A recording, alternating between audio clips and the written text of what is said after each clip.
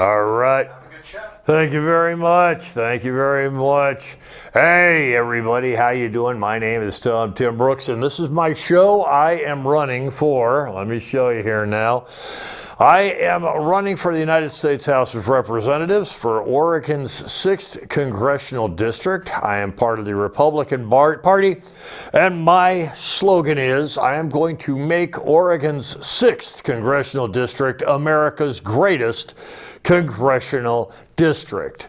Okay, and my little part down there at the bottom, George Carlin once said, never underestimate the power of stupid people in large numbers. Well, I say, never underestimate the collective potential for tyranny and hypocrisy from strategically placed, ideologically indoctrinated politicians and the activists who enable them.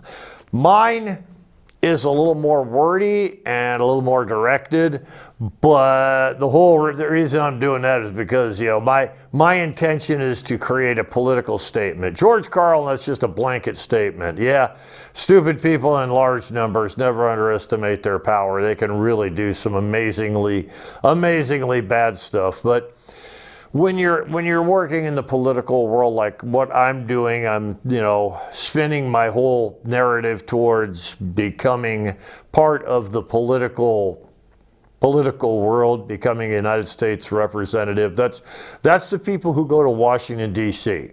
Okay, these are the people who go to Washington, D.C., and they actually go into the Capitol building and they try to get money to federal dollars to come to the state. The whole function of any representative, we would vote on legislation and like that stuff, but the legislation we would vote on would be the legislation that brings money to somebody's state. Okay, so let's say the United States government decided that they wanted to do research into cancer research for immune therapy, and that would be using the human body's own immune system to cure cancer that's inside the body. Okay, the United States government saw some kind of value in there and said, hey, we're going to put $20 billion worth of research into that.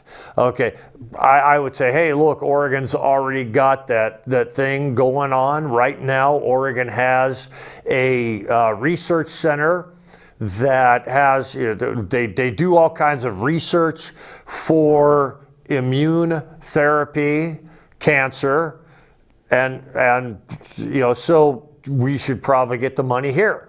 And there are several states all across America that have the same kind of research going on, and so that billions of dollars would be split amongst all the states that already have it. But that would be my function as a representative, is trying to get federal dollars into Oregon so that Oregon would prosper in general. We would have a higher standard of living.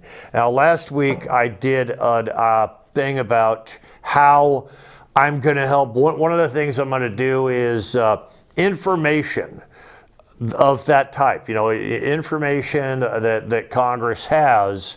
You've got these congressional officials. They go to Washington, D.C., and they make $178,000 a year, but they leave with like $30 million in their pocket. They spend 2 years in Washington, D.C., and they have like $20 million, $30 million. Like, AOC, she's got like $30 million. How did she get that?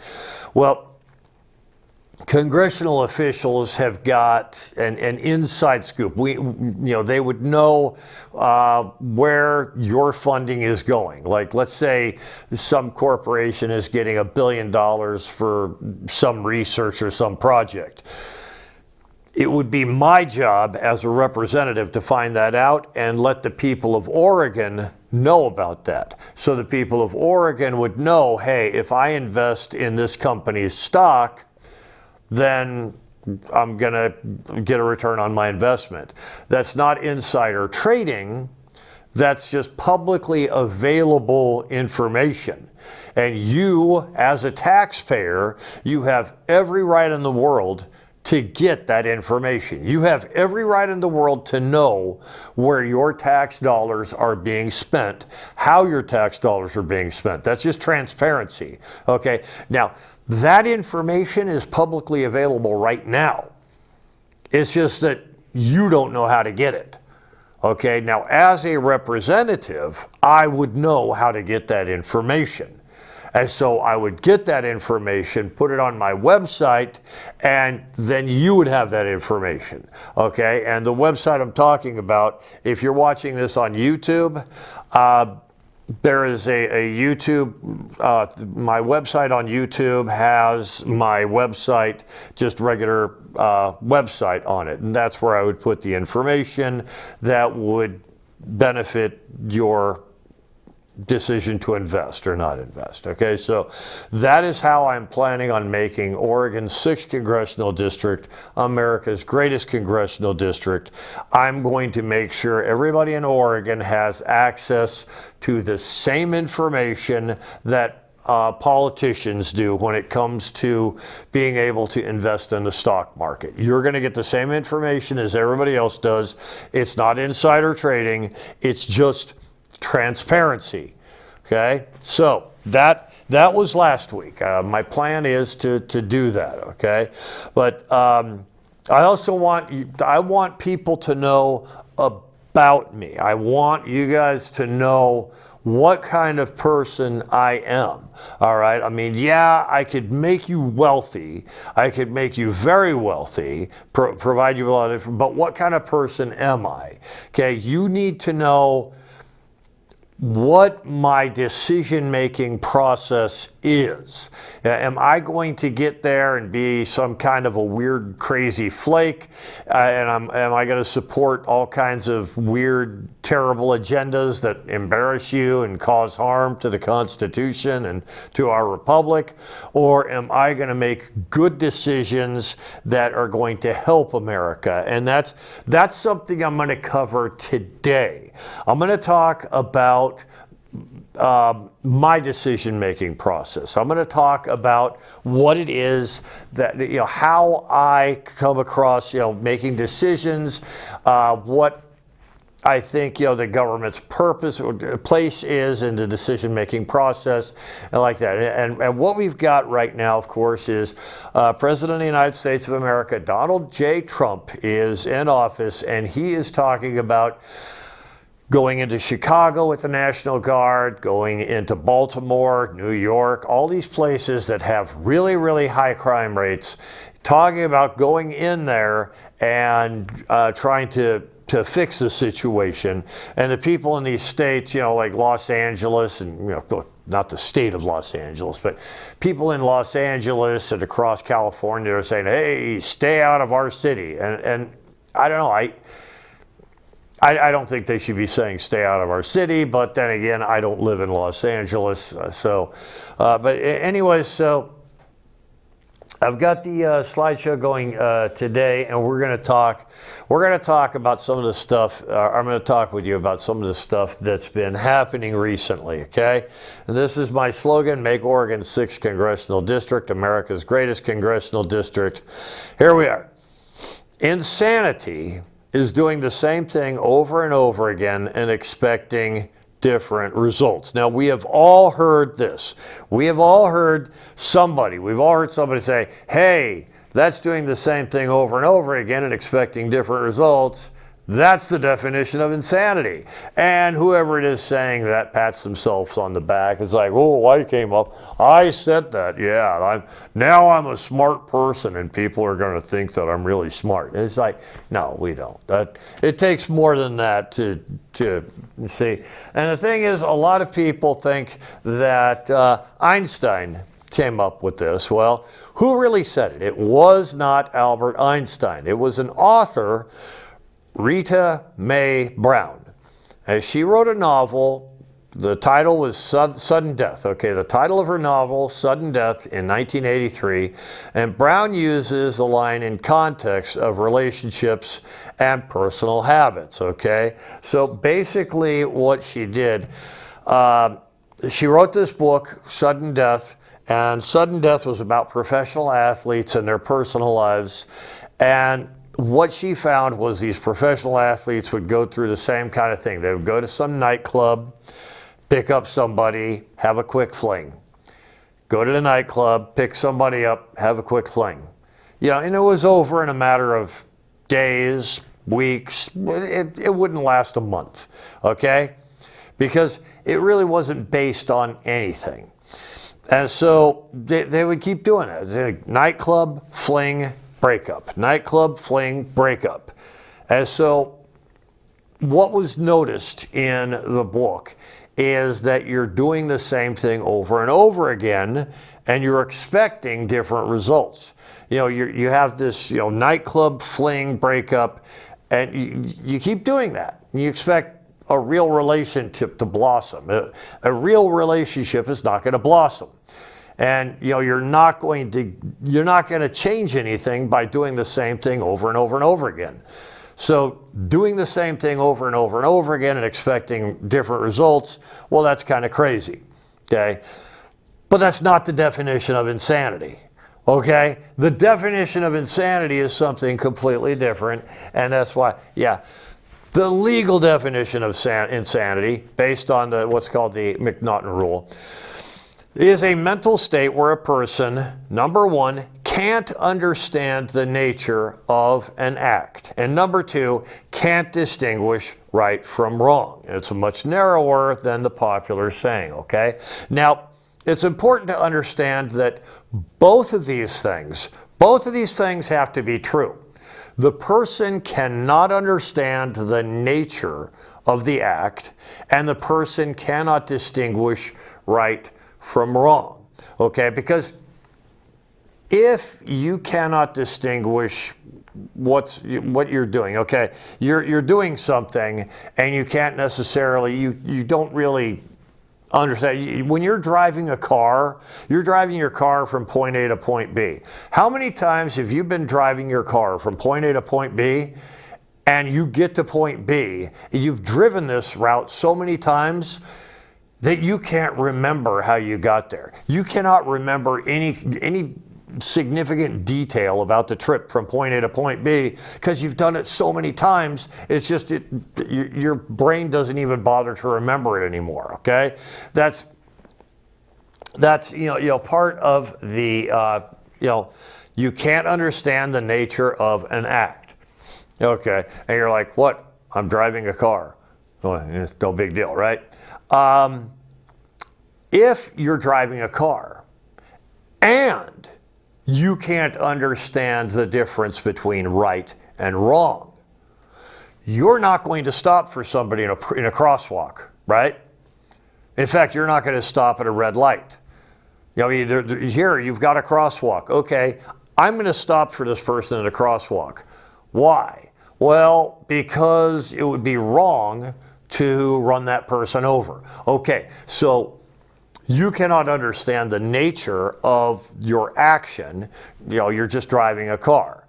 Okay, I mean, understand, you are in charge of something that weighs 6,000 pounds and is driving, it is going at a speed of like 60, 70 miles an hour. If that were to hit somebody or something, I mean, it would be pretty harsh, right? But you really can't understand the nature of, okay, yeah, I'm driving a car, okay?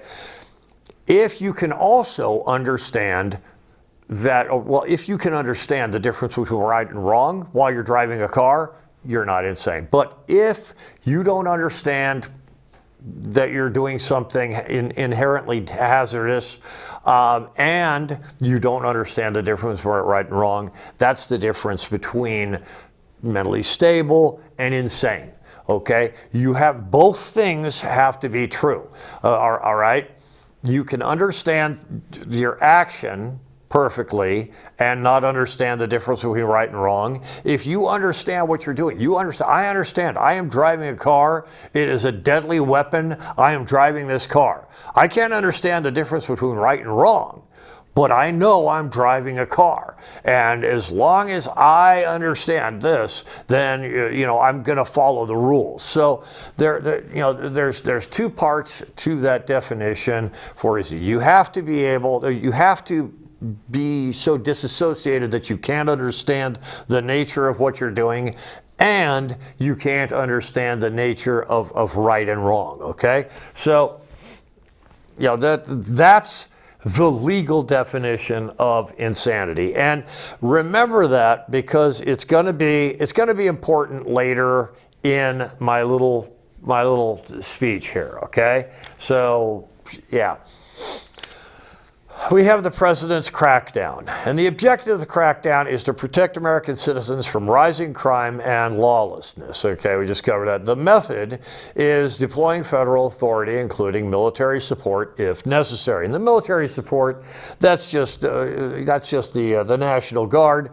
And the National Guard, they're not, they are the military, but they're the state military. They're the state militia, and typically they will come under the sheriff, the mayor, the governor, like that. But the Constitution, part of the Article 2 of the Constitution says that the president is in charge of all military forces and the state militias. Okay, so the president at any time is in charge of the National Guard, and this has, Donald Trump's not the first person to use the National Guard. It's been done before. I mean, that's why they're there. That's sometimes military force is necessary. Okay, but anyways.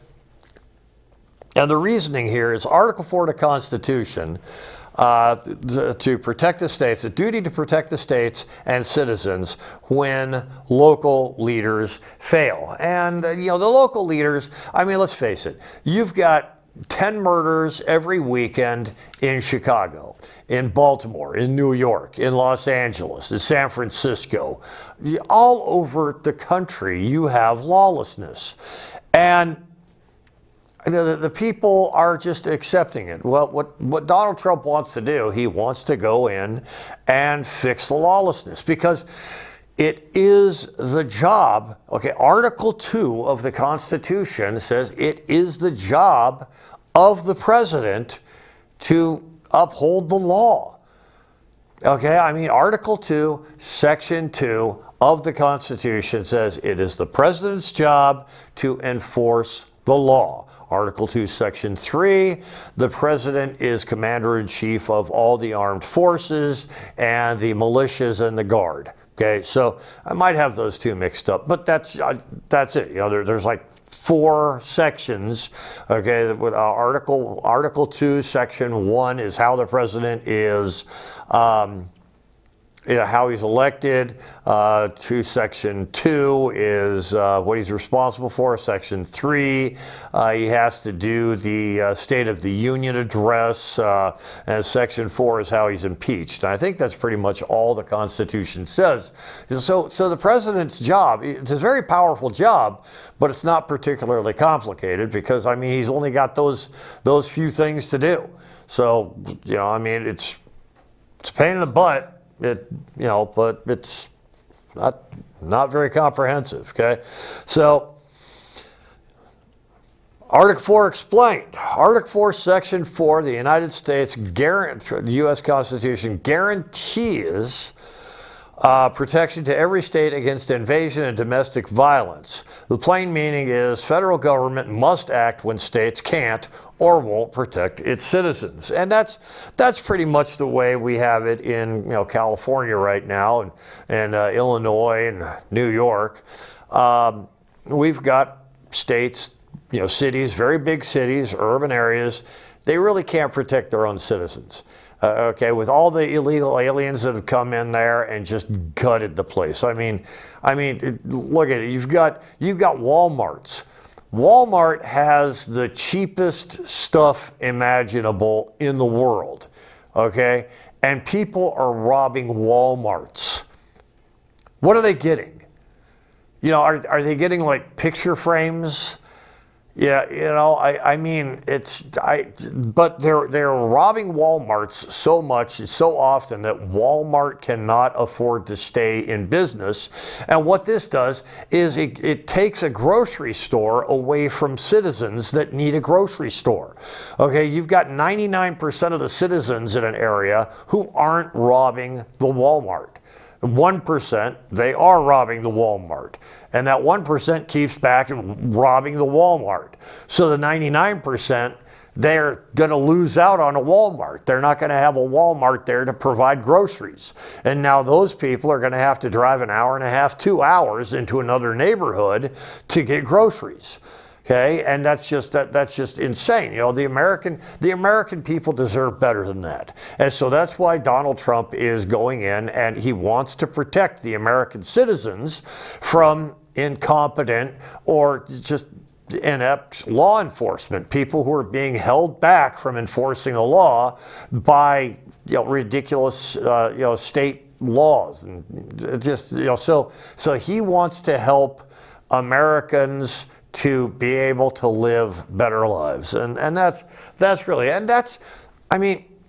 his job as the president. The president is supposed to do that. That's what the Constitution says. Article 4 says if they can't do it, the federal government steps in to help. That's just what the Constitution says. Okay? So, yeah. So the core issue here, local government adaptation. Okay, many officials have learned to work within a corrupt system. And, that's like, you've got, so many people, guys, these are your neighbors, they're your friends, they're your business people. That's local government. So let's say you get elected as the mayor of your local government. I mean, the person who you may have to arrest might be the person that you went fishing with a couple of months ago. So there are certain things that the local government can't do because of familiarity with people. These people may be your cousins, your uncles, or whatever. Because local government is so familiar with these people, they learn to work within the corrupt system. Like with Chicago, Chicago is a very corrupt system. They're kind of happy with it because it works. Okay, and as long as they're happy with it and it works, the federal government's going to stay out of it. But when places start closing down, like grocery stores and like that, the people are suffering from the incompetence and the corruption that is happening in Chicago. So since the people are suffering, and it's the federal government's job to step in whenever the local government can't do it, hey, that's what's happening. Okay, that's what Trump's doing. Okay, so. Fear of exposure. The federal intervention threatens to uncover their ties to organized crime, which, like I said, it's your cousins, your uncles, your friends, your fishing buddies. The false hero narrative. To protect themselves, local officials create a story that makes them look heroic for standing with protesters and defending corruption, which, like I said, if these are all your buddies, you're not going to want to arrest them, So, example, The Big Easy, the 1987 movie about a corrupt justice system in New Orleans, originally was set in Chicago. They changed the location because the writer was warned he'd have to deal with the Chicago underworld. You don't want to deal with the Chicago underworld. That's, Scarface. Back in 2009, I was at a panel discussion in Austin, Texas, where the writer of the movie, The Big Easy, spoke. And this is how I know about this, okay? If you've ever seen it, it's a corrupt criminal justice system in New Orleans. But here's the kicker. He told us that originally the story was set in Chicago. The reason it was changed is because if he set the story in Chicago, he would have had to deal with the Chicago underworld. Okay, I said that twice, whatever. Okay, that's the kind of corruption and lawlessness we're talking about when we discuss Trump's crackdown. Crime doesn't just live on the streets, it can reach into government, law enforcement, and even the entertainment industry. When crime gets when crime gets that strong, the federal government has the responsibility to step in. Okay, so federal versus local focus. Okay, well, the local government focus is the day-to-day operations, budgets, elections, and keeping local allies happy. The federal government's focus is national stability, constitutional rights, and protecting all of the citizens. And the gap, what locals see as politics as usual, the federal government may see as corruption, especially when crime is ignored or enabled. And that's exactly what's happening. It's exactly what's happening in Los Angeles and throughout California with all these Walmarts being robbed, all these stores being robbed. The original intent of the Constitution is a balance of power between state and federal authority. The spirit of the 10th Amendment, if the federal government isn't acting, the responsibility falls on the state.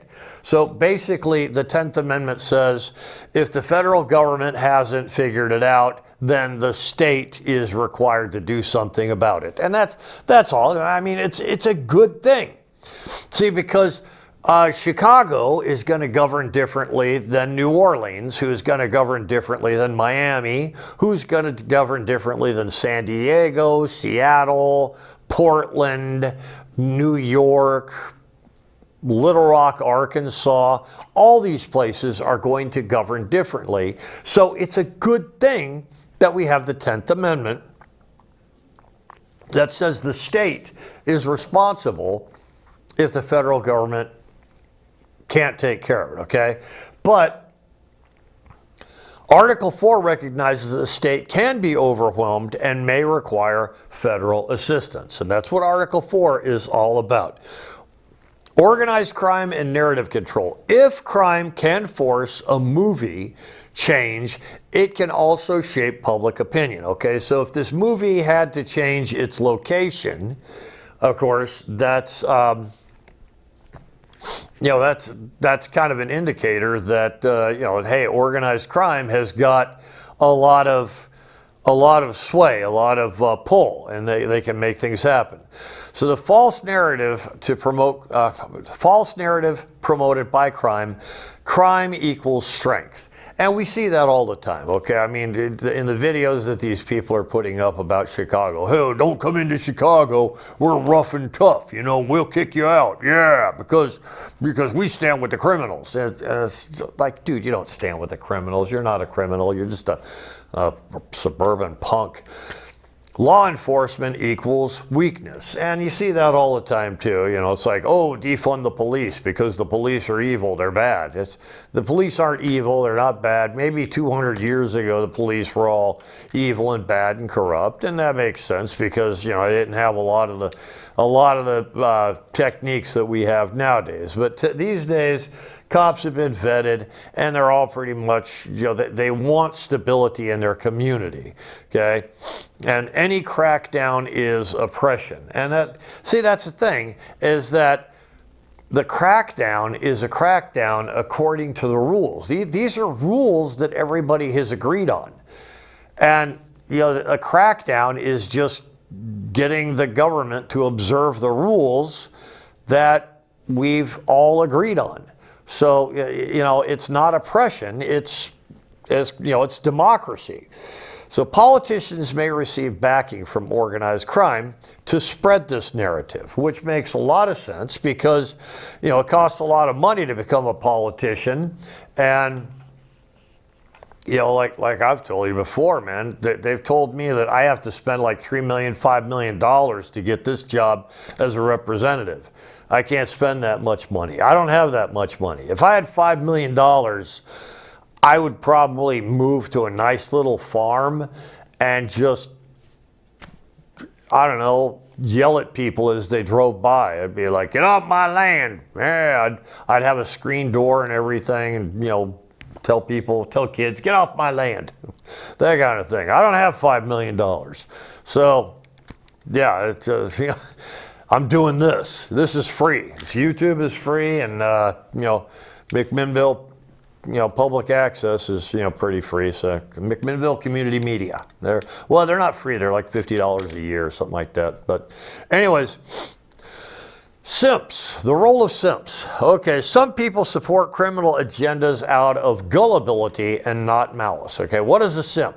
A simp is a simpleton. It's a short for simpleton. You've heard the term simp used on the internet a lot. This is a person who's gullible and naive. This is a person who craves being liked more than being safe or successful, okay? And this is a person, you'll see this person, like this person goes to the strip club, and here this attractive woman sits down next to him, and he's like, you know, she's like, hey, my name is Bubbles, but my real name is Brandy or something, you know, and gosh, I sure would love to dance for you. And you know, the simpleton is the guy that thinks Bubbles, Brandy, Cinnamon, whatever, she really likes him. Okay? And so he shells out all of his cash to Brandy, Bubbles, Cinnamon, whatever her name is, and then she walks away and drives home with her boyfriend, and he's like, oh, well, no, we're just friends. Yeah, she's like, no, you're a simp. You're a simp. You like being liked more than you like being successful. It's more important for you to be liked than to be successful or safe. Okay? And that's why you support the criminals. Okay, you want the criminals to like you because you know the criminals, hey, they drive around in those nice cars, they have, you know, the parties, they're out all night, they have a cool way of talking with each other. You know, I want to be their buddy. And so you support the criminals because you want to be liked more than you want to be safe or you know, successful. Okay, so you're being a simp whenever you support the criminals. Okay, so that's what I mean by simps here. Okay, and the problem, simps aren't respected; they're only pitied. Respect comes from power, not likability. You know, people may like you, but they don't respect you, and that's perfectly fine because, you know, it's good to be liked and everything. But to gain respect, simps associate with powerful people, and that's what I'm saying. If a person is a powerful criminal, you being a simp, you're going to support that person. You're going to help that person or whatever and say, hey, that criminal likes me. We're friends. Corrupt leaders use simps as a friendly face for their agenda. Okay? If you are an organized crime figure, you're going to use this friendly, happy guy. You know, it's like, hey, here's our simp. And the simp's going to be like, hi, I'm Friendly Fred. You like me. Hey, these criminals aren't that bad. And, you know, so the crime goes on because people don't see the criminal. They see the simp who they like but don't respect. Okay? So this is why organized crime supports simp politicians, is to sell corruption as a right. And that's what's going on. You know, the simp is telling you, hey, it's your right to be a criminal. It's their right to be a criminal. Okay, so the wisdom of the masses. Okay, now something with the wisdom of the masses, it's the idea that ordinary people, when you put them together, know what's right and what's wrong, even if they can't always put it into words.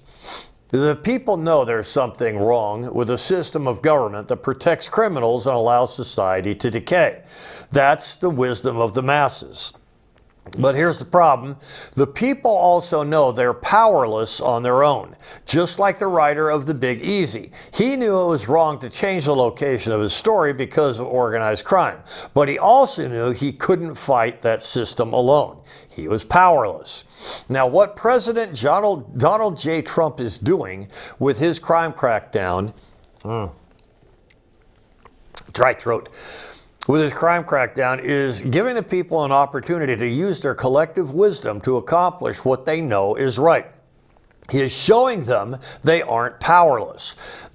He's showing that organized crime must never be allowed to take control of the freedoms declared as human rights in the Declaration of Independence. That's life, liberty, and pursuit of happiness.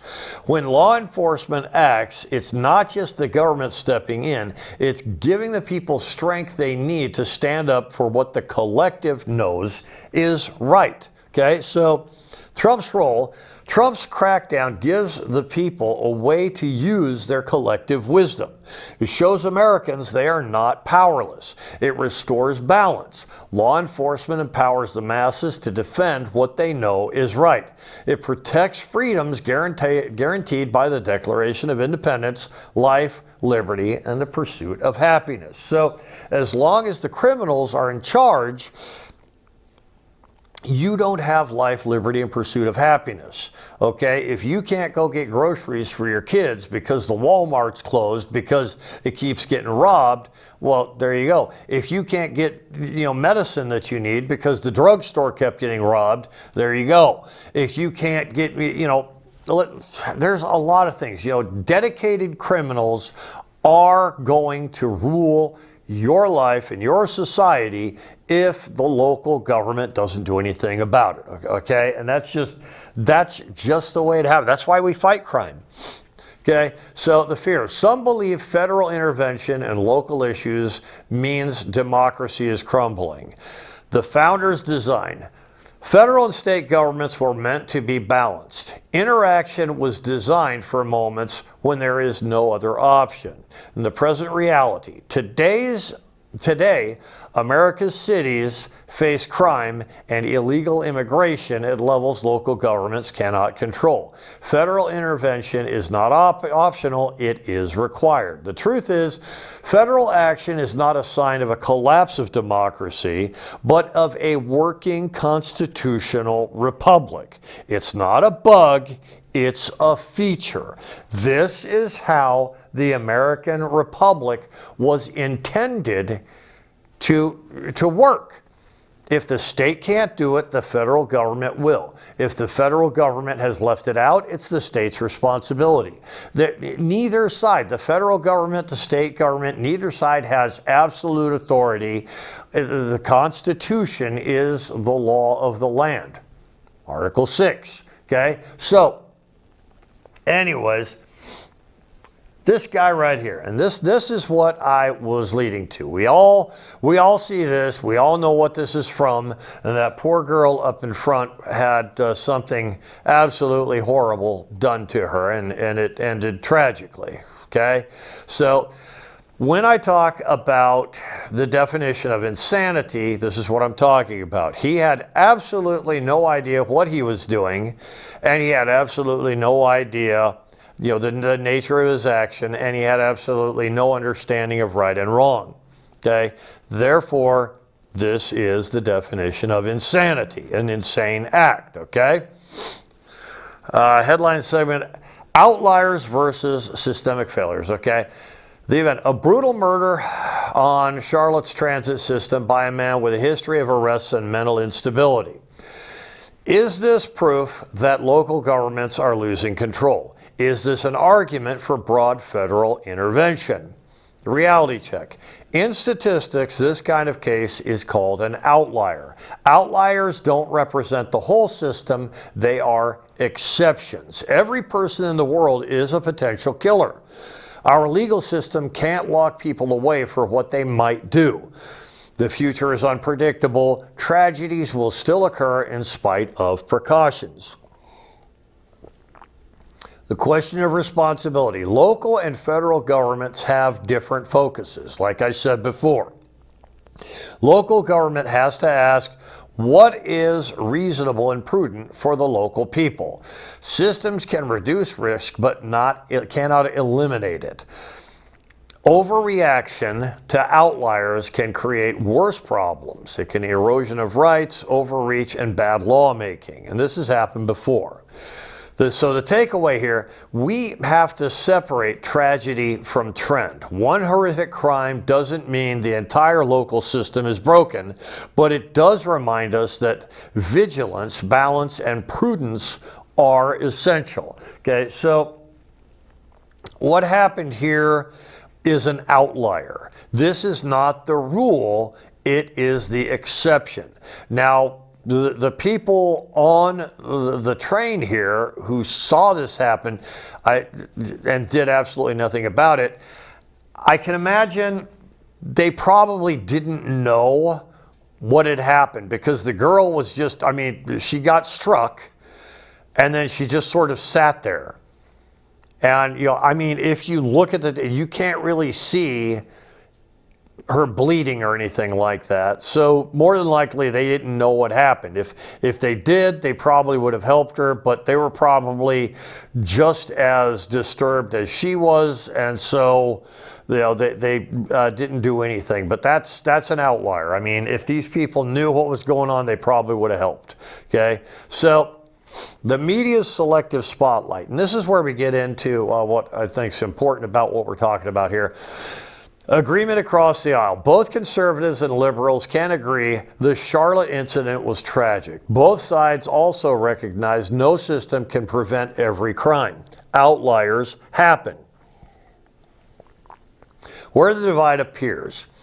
Conservatives argue that if the roles were reversed, a white man doing the same thing to a young black woman, it would dominate ABC, NBC, and CBS.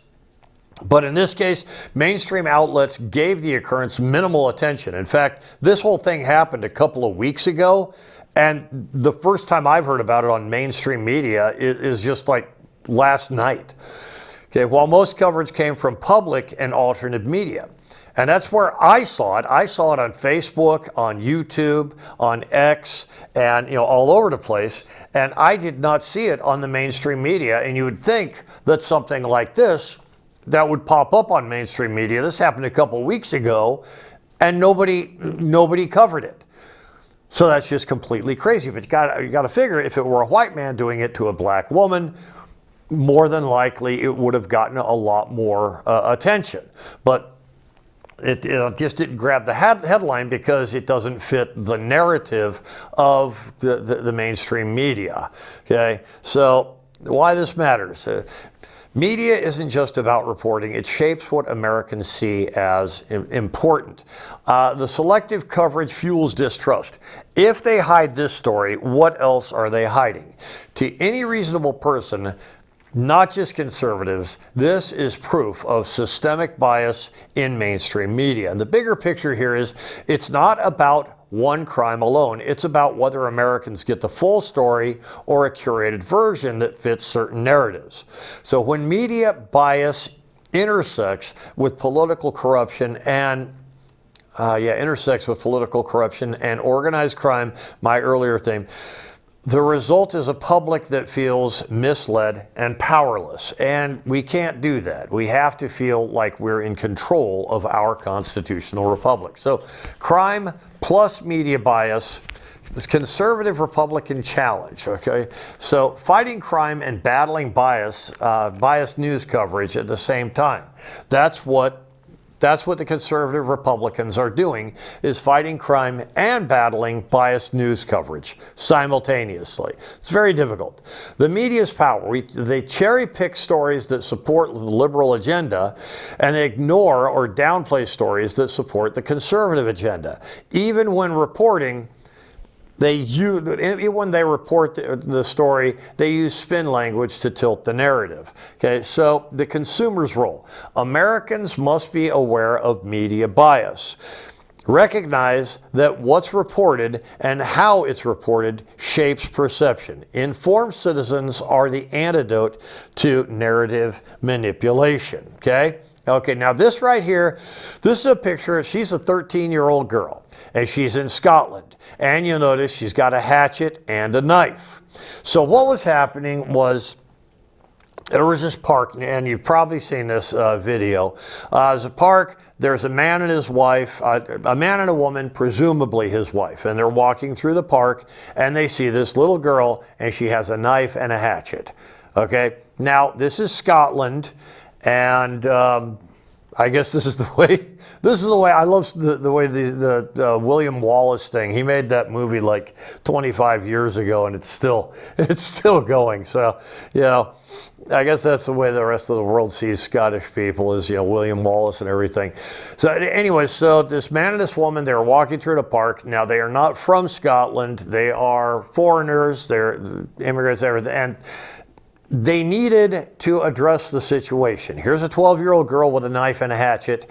That's not a good situation, okay? That's dry mouth, dry throat. Anyway, that should draw any adult's attention. So here's an adult man and an adult woman. They see a child with a knife and a hatchet. So they know they have to report this to somebody, to the authorities.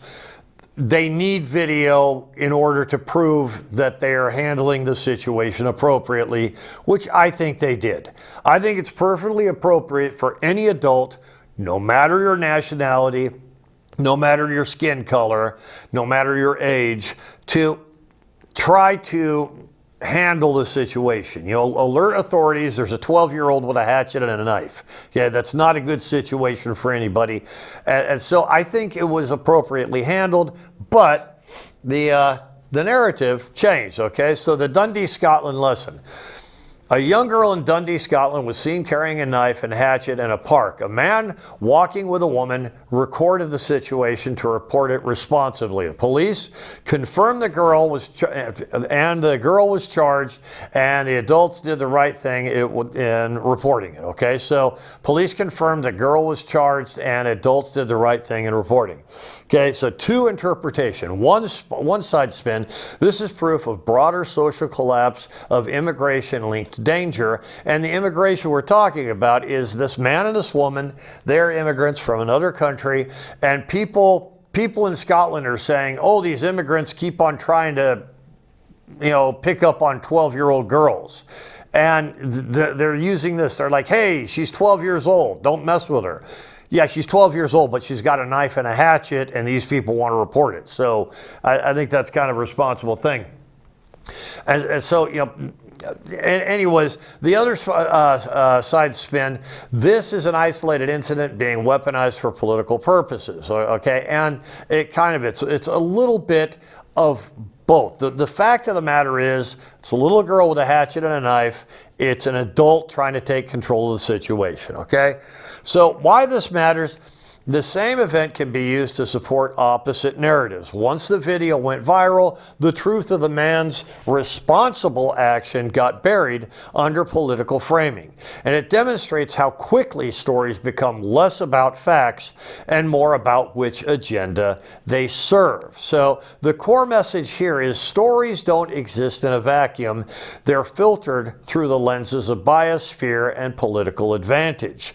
Citizens must learn to recognize when they're hearing fact and when they're hearing spin. The Dundee case shows that whether in the U.S. or abroad, the battle is often not over what happened, but over what it's made to mean. The meaning is created. The narrative is developed.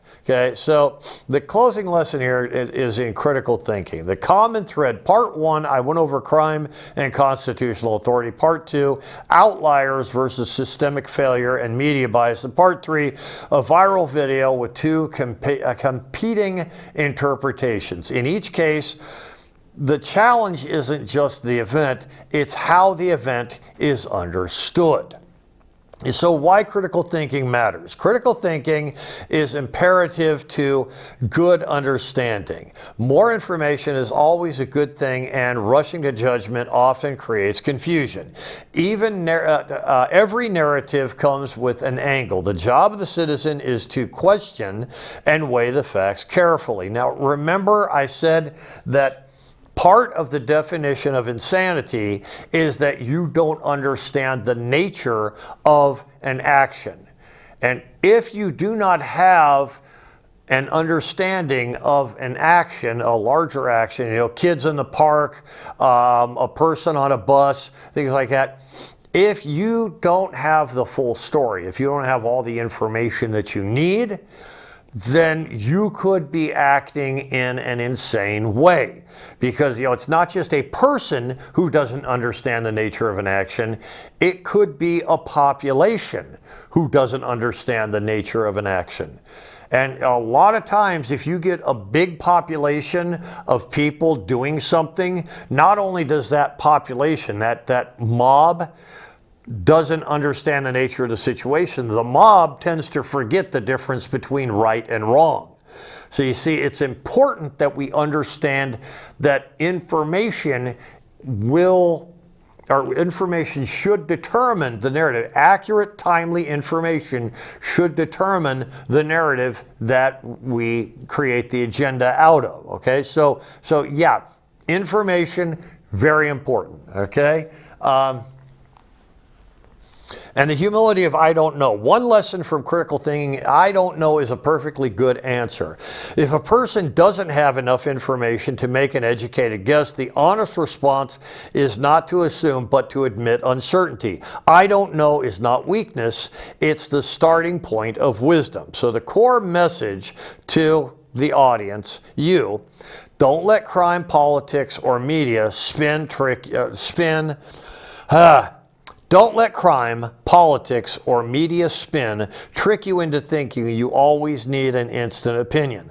Sometimes the smartest, strongest, and most responsible thing you could say is, I don't know yet.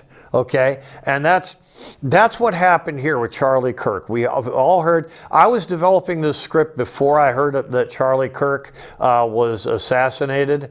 And,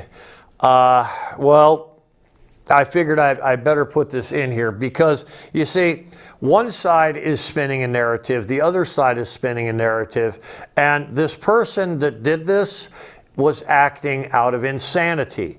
This person did not understand the nature of his action, and we're pretty sure it's a man, and this person did not understand the difference between right and wrong.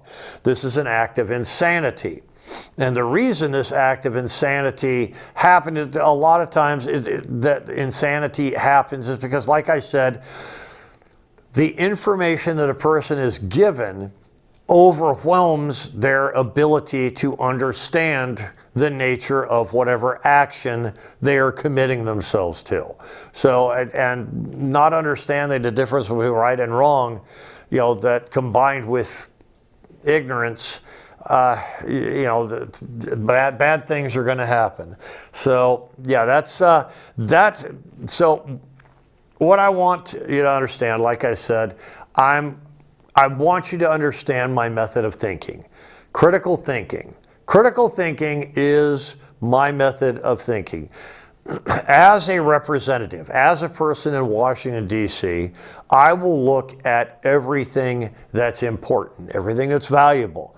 Before passing any kind of legislation, before passing any kind of law, I will look into everything as critically as possible. And so that is my method of thinking, understanding the nature of the crowd, understanding the nature of the narrative, understanding the nature of every individual's agenda. Okay, and on that, what's happening in the world of sports? Okay, something happened just a little while ago at this Phillies game. You had this Karen, and she almost caught a home run ball, and this guy over here said, no, it's my son's ball, and a big argument ensued. And so it's a man-up moment. Here's his opportunity to man up. So what does he do? Well, he gives the ball to the woman, okay? And you can just see the look of disdain on his son's face there. His son is like, Dad, come on, man, that's not right. So he gives the ball away, and he figures, okay, I've diffused the situation, and that's, that's one man-up moment that he kind of lost out on, and that kind of makes him a loser. So, what I'm saying is, you have to teach your children to, defend themselves. You have to teach them, hey, You can't let somebody push you around, okay? And that Karen, yeah, she should have backed off, but I mean, she's insane. She doesn't understand the nature of her action, and she doesn't understand the meaning of right and wrong. The nature of her action. She's taking a ball away from a kid. I mean, what is she, like 50 years old? I mean, what's her excuse? I've never caught a home run ball. I've been going to baseball games for, since I was 11 years old. I've never caught a home run ball. It's like, well, if you've been going to baseball games since you were 11 years old, you're enjoying the game of baseball, okay? You're doing that. So just sit back and enjoy the game.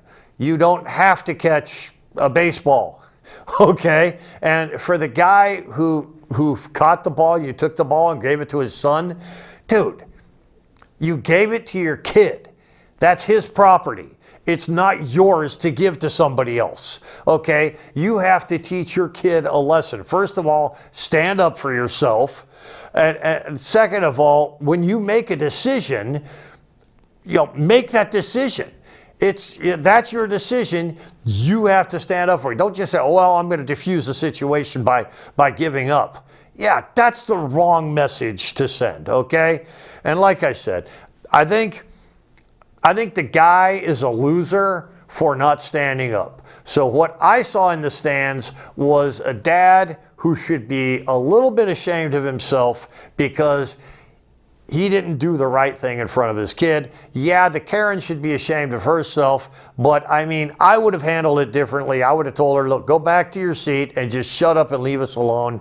But this kind of goes along with my general theme about what is insanity, what's the definition of insanity. Well, it's kind of this. This is a little bit of insanity. We're not talking about anybody dying or anything like that, but this is a minor insane moment that you see in public every once in a while. And the guy, like I said, the guy's kind of a loser, and I'm kind of ashamed of him, and he should be ashamed of himself. So here's what other losers are doing. And this here is an electric tricycle car, okay?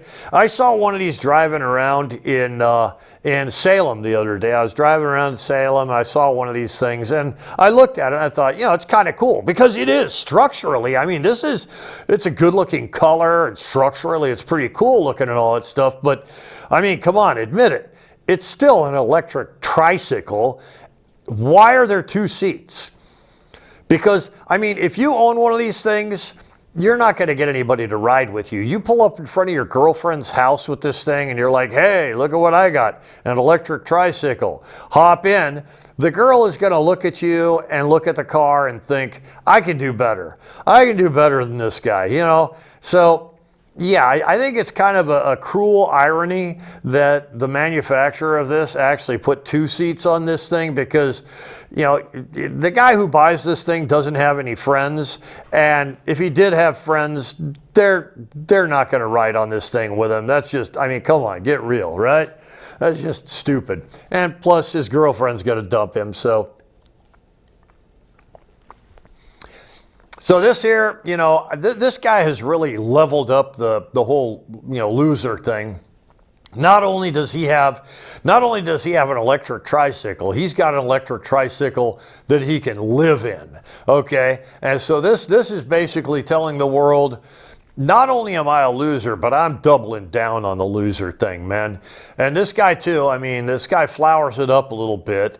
And I imagine that he spends, this person spends a lot of time watching Harry Potter movies back to back and playing video games and, doing the rest of the loser stuff. And, I mean, you can dress these things up really nice, but it's still, hey, what are you doing tonight? Oh, I'm going to hang out in my electric tricycle and, do my electric tricycle lifestyle thing. Oh, yeah, that's nice, And this right here is a really nice thing for a guy who's married who, he needs a place to stay while his wife and his wife's boyfriend hang out in the house that he's paying for because, you know, he's a loser, and, you know, his wife's got a boyfriend, and so he has to accept that. So this is where he's going to stay, you know, and like this too. I mean, there's a lot of these things, man. There's just no shortage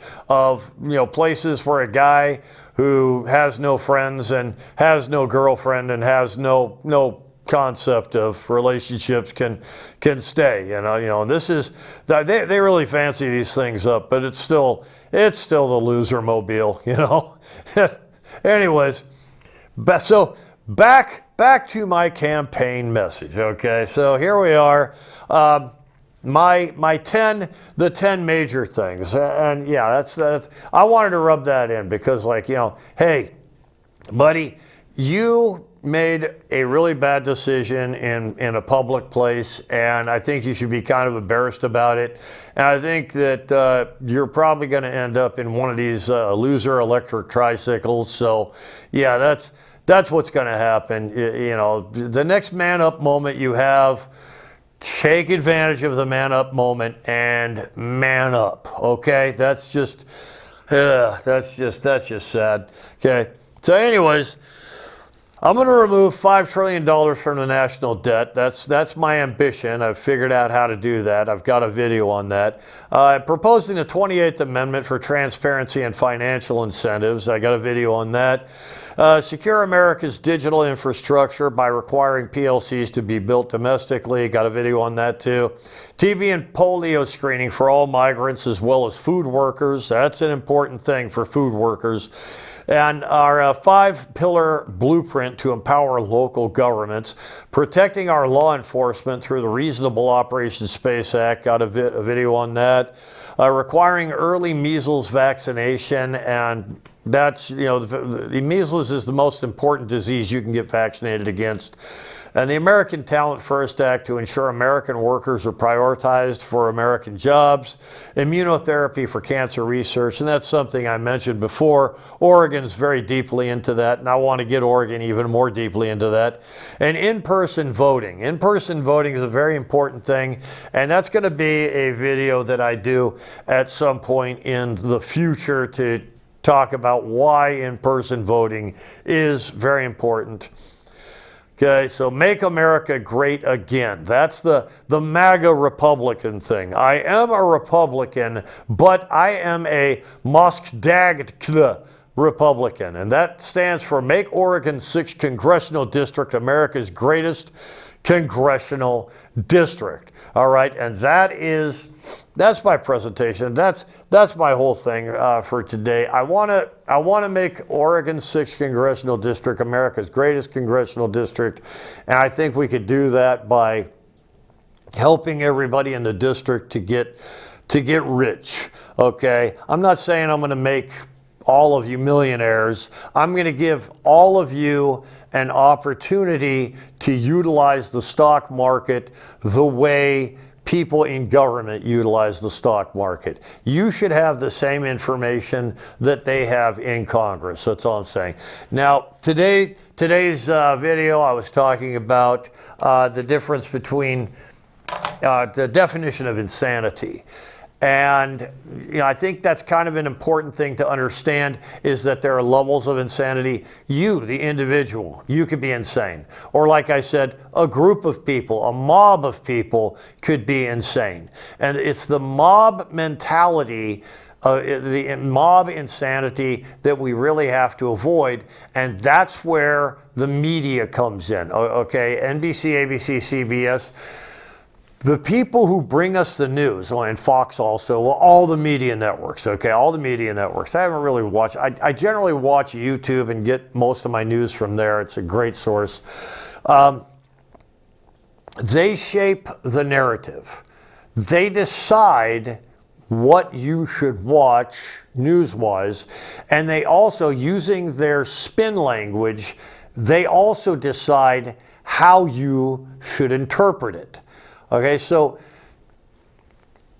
in order for the American people collectively to not act like an insane mob, every individual has to understand the nature of insanity.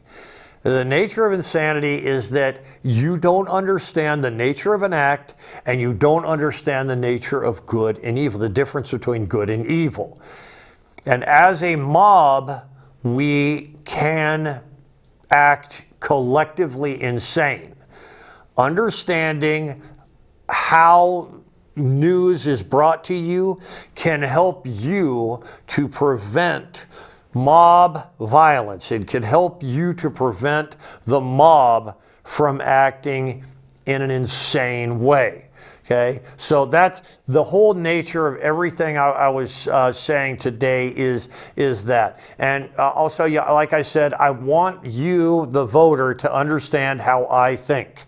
I think critically, I think objectively, I think like an engineer, okay? I don't put a lot of emotion into the way I think. So that's kind of an important thing for you to understand about me, okay? So I'm at the end of my time here, and I just want to say my name is Tom Timbrooks, and I am running for Oregon's 6th Congressional District, the House of Representatives, and I want you to vote for me because I want to make Oregon's 6th Congressional District America's greatest congressional district. Thank you very much for your time, and take care of yourselves.